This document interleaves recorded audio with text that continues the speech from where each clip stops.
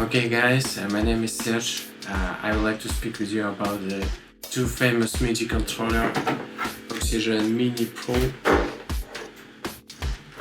and Arturia Keystep 32. I want to buy one of them, but I not decide what is best for my needs, so let's find it out. So here are the two beautiful controllers, Oxygen Mini Pro and Arturia Keystep 32. If we check the dimensions, so it's clear the Oxygen a little bit less of length, however it's more the height compared to the Arturia. So the outputs, if we check, in Arturia we have classic MIDI input, output, we have switch of sync option, so we can sync independently from DAW or without, or with some of device. We have sync in out, we have sustain, and we have save options that with aftertouch it will be triggered on our synth.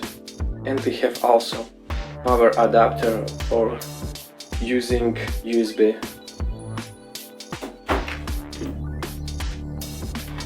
For Oxygen Mini we have USB, there no power adapter. We have for pedal sustain, we also have a mini output for MIDI. It's look like that. If you don't never see it, I will show you here the cable. So you can trigger, you can connect your synth and then after plug to another MIDI, to standard MIDI, and work with it. So the case in Oxygen are very good synth case. They are a little bit small, but form factor you can go wrong with it because it's very small. So you can have a perfect case with this kind of dimension.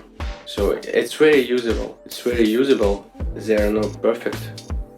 In Arturia I found they are very good. It's feeling like maybe North Stage 5D organ versions. They have very light case, very small. So it's some kind of it. It's very good for MIDI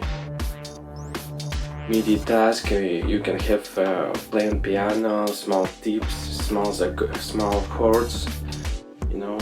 Then we have for the playing ability we have mod wheel on Oxygen that it's a real mechanical mod wheel. And in Arturia we have non-physical that work very good.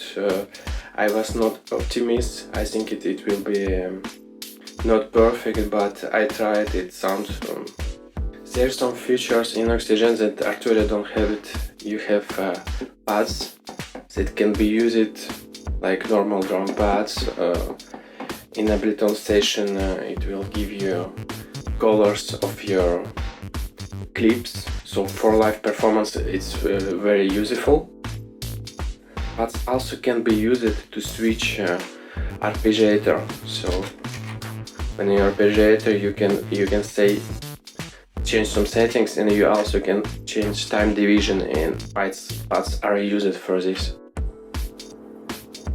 In Oxygen you also have some MIDI case, DAW specific. You can move in your arrangement session left right.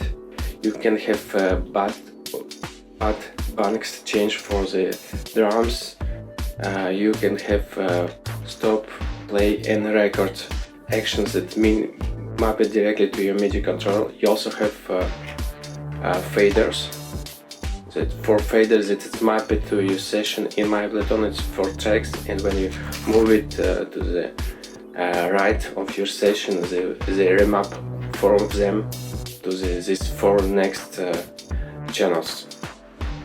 You also have a change of octave, chord mode when you play on chord, and by 1K you trigger it. Play chord dependent on your scale, so you never play wrong chord. If you go to the Arturia, it's really very minimalistic. This controller, it don't have no MIDI case specific to trigger in your DAW. and there are small portion of controllers for the arpeggiator. You can change type of arpeggiator.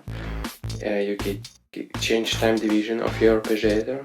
You can change the rate, faster, slower, and some special option to change to the chord mode and play arpeggiator, stop arpeggiator, add to the sequence, because current control also can be used as sequence.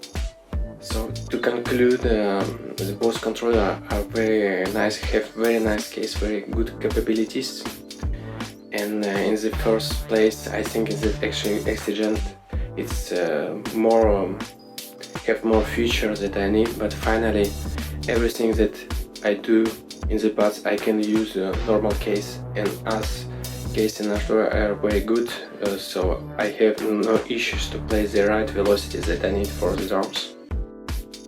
For there are a lot of cases that normally you think they trigger something special, but they're mapped to arpeggiator, and in Arturia for all these three small things it's equal to the change of time division using pads, change of tap, gate swings.